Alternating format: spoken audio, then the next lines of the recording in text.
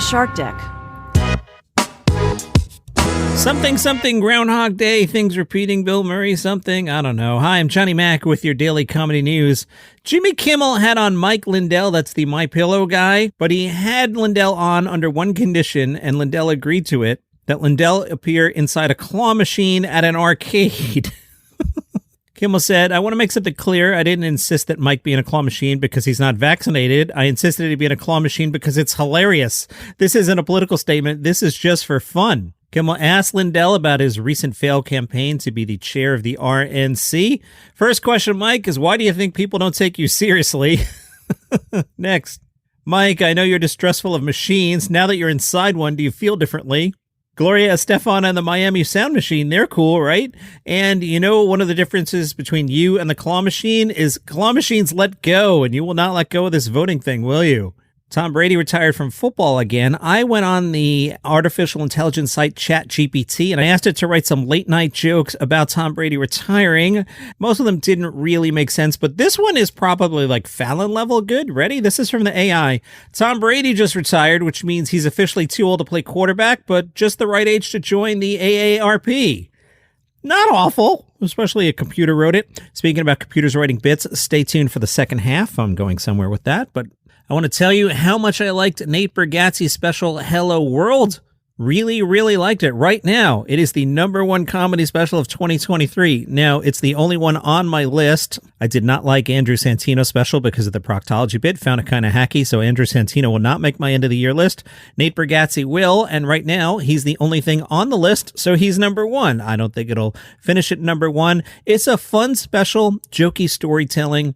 Longtime listeners know I talk about my Emperor of Rome syndrome, so to catch everybody up, I ran SiriusXM Comedy for 10 years because I listen to comedy all day, every day for a decade. My brain is kind of numb, and I tend not to laugh. I tend to analyze bits and be like, oh, really funny joke there. That was hilarious. Great callback. Kind of like how the comedians do in the back of the room. But Nate's special, I was LOLing, as the kids say, many, many times. So if a special makes me actually laugh, that means a lot to me. So Nate Bargatze, Hello World, it's on Amazon, and it's really good. I really liked the middle section about doctor stuff. Thought that was really funny. I waved my wife down to come down at one point and told her, you're going to like this, and she did and stayed, and she was laughing as well. Really good special. Nice job, Nate Bargatze. We'll talk more about Nate tomorrow. Louis C.K. played Madison Square Garden Saturday night, and people were annoyed about it. Fox News did a recap of people's reactions. Fox sourced Jessica Ellis, who tweeted, it's not really that I don't like Louis C.K. anymore because he doesn't share my politics these days. Just really got to wonder if there's any line at all that some people will draw against people whose products they like to consume. Fox also sourced Jessica Valenti, who they identified as a feminist writer. Jessica wrote, the amount of replies and quote tweets here about how Louis C.K. was never arrested for anything is a good reminder that acceptable sexual behavior for men isn't defined by what's moral, but by whatever they can get away with. She then tweeted an article she wrote last year on the subject, adding, honestly, the widespread quibbling about what's legal rather than ethical is the kind of stuff that keeps me up at night. Here's what really F's me up, though, knowing how many of these fans don't like Louis C.K. in spite of what he did, but because of it. Actor Briggan Snow jumped in and said, so, obviously everybody who went to the Louis C.K. sold-out Madison Square Garden show is not invited to our birthday parties, right? Fox also focused on Louis' recent appearance on the Joe Rogan Experience. The part Fox picked out was Louis addressing the border, where Louis said, my feeling is they should open at the border and just let everybody pour in. It shouldn't be so great here in America. You know who was also canceled once? Will Smith. Well, he's teaming up with Martin Lawrence for the 4th film in the Bad Boys franchise. Sony Pictures has confirmed that untitled Bad Boys sequel is in early pre-production at the studio. The official confirmation arrived on Tuesday from Will Smith and Martin Lawrence on social media. We'll see what happens there. And a recycled joke from me. If your wife asks you, hey, why are you in the basement with the door closed and you're on OnlyFans? What are you doing? Obviously, the answer is working on my comedy podcast. OnlyFans has launched a new comedy competition. The prize is £100,000, which is the biggest ever for a UK comedy competition. The series is hosted by comedian Jack Guinness. Fellow comedy stars London Hughes, Mae Martin, and Jamali Maddox make up the judging panel. It's a 4-part series. It launched this week. Now, how it works is Jack guides the contestants in a number of knockout tasks as they journey to the grand finale. One task will see the competitors asked to create a viral comedy video. In a different challenge, they have to write for another contestant. In a third, they're tasked with writing a 5-minute set all about sex and relationships, only to later discover their target audience is a group of old people enjoying a buffet lunch. Contestants are knocked out of the competition in each episode. We'll get down to 6, and then the final 6 will have to compete in a stand-up show in front of a live London audience with Mae Martin, Jamali Maddox, and London Hughes on hand to judge their efforts. This thing runs every Monday, so that's what I'm doing in the basement. I want to thank the supporters who support the show on buymeacoffee.com/dailycomedynews. It's an easy way to support the show. You can become a monthly member and throw $5 in the tip jar once a month. There's also the $2 club. Same idea, but it's $2, not $5, or you can make a one-time donation. Buymeacoffee.com/dailycomedynews. Thanks to the supporters.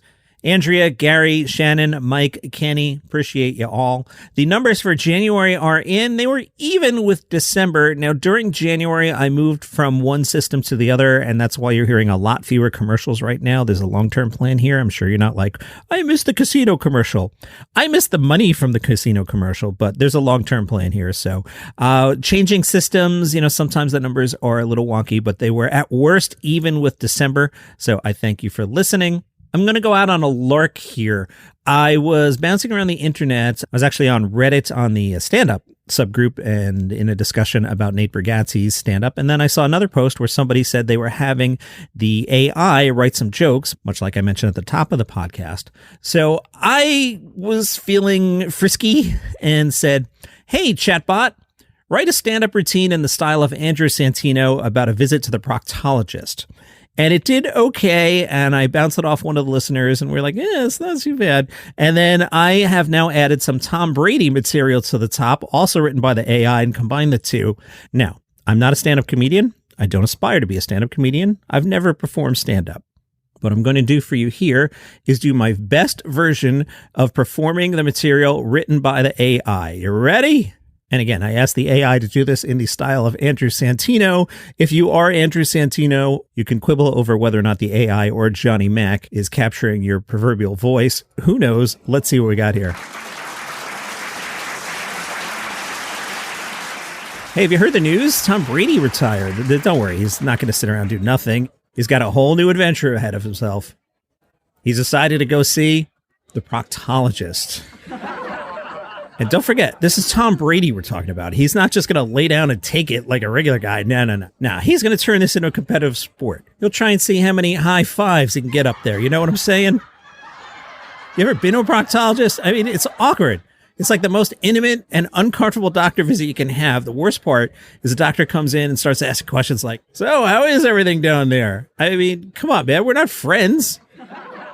And they always ask you to undress, put on those paper gowns. There is nothing less sexy than a paper gown. It's like they're trying to make you feel as vulnerable and exposed as possible. But the worst part is when it's over, you're trying to get dressed and get the hell out of there, and suddenly the doctor turns into Columbo and he's like, just one more thing. And you're like, come on, man, I've already been through enough.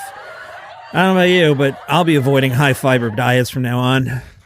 Right, that's my minute. Should I go on Kill Tony with that? No, because I don't want them to make fun of me. Speaking of Tom Brady, 80 for Brady, the new movie, Yahoo called it a palatable time waster. Each of the principal cast has their own mini arc with varying tangential relevance to the idea of old ladies getting into football-themed shenanigans. Shenanigans is a wonderful word. But any plotting the film has is mostly a contrivance to get from one comedic moment to the next, and there's little consistency in how effective the comedy is conveyed. An occasional snappy or witty line of dialogue may provoke an isolated chuckle, but the film has trouble deciding whether its protagonists are supposed to be laughing with us or the butt of the joke.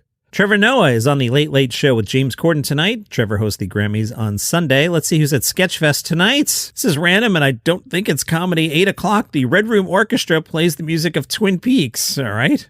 Also at 8, Sketchfest Threesome. Also at 8, Filipino AF. And then at 9 o'clock, Mike Lane, Mixed Race Sweetie. I would go see Filipino AF. That seems a little different. Sketchfest continues through the weekend. And I have 2 stories here that help promote my other projects. So one of the projects is I'm the writer on Palace Intrigue. That's the daily podcast about the British royal family. And comedy related, they're making new episodes of The Windsors. That's a comedy show that makes fun of the royal family. This one stars Harry Enfield as King Charles and Hayden Gwynn as Camilla. Hayden Gwynn saw Harry's book and she joked, "I'm beginning to worry if Prince Harry has been watching The Windsors. I thought my Camilla had nothing to do with the real Camilla." But she told Radio 4 they've commissioned another series, which we'll be shooting later this year. But also, we're going to be doing a coronation special. The King's coronation is Saturday, May 6th. If you didn't know that, you need to listen to Palace Intrigue wherever you get your shows. I also started right around the holidays a podcast called 5 Good News Stories. That one's twice a week where I tell you 5 good news stories. I've been low-key promoting that one as I nail down the voice for that one. But here's one of the stories that I did on that show. This one is naughty, but it keeps cracking me up, so I thought I'd share it here. But this is the kind of thing you'll hear on 5 Good News Stories, although not usually this naughty. But here you go. Naughty story. A dog has left her owner in stitches after the dog ran off to go find a stick, but came back with a sex toy in her mouth. And the dog refused to let go of it. The golden retriever is Ahsoka. Went off into the woods to get a stick, came back with a large penis-shaped vibrator. The owner said she went off and found it in the long grass. When she came back, I couldn't believe it. I was laughing for a solid 5 minutes before I pulled myself together to go and get it off her somehow. But she didn't want to touch the object, so the owner had to break out some dog treats to get the dog to drop the toy. The dog dropped it, and the guy put the dog on the leash and left. He said, "I guess it's still there in the grass somewhere." And that's your comedy news for today. Follow the show for free on Apple Podcasts, Spotify, YouTube, wherever you get your shows, and I'll see you tomorrow. All right, here's the pitch. 5 stories. They're all good news. It's called 5 Good News Stories. No negative news, just good news. Nice, easy way to start your day. Hopefully a smile. Hi, I'm Johnny Mac, host of 5 Good News Stories. You get the premise? There's 5 stories, and they're all good news. It's the number 5 Good News Stories. 5 Good News Stories. Follow the show wherever you get your podcasts.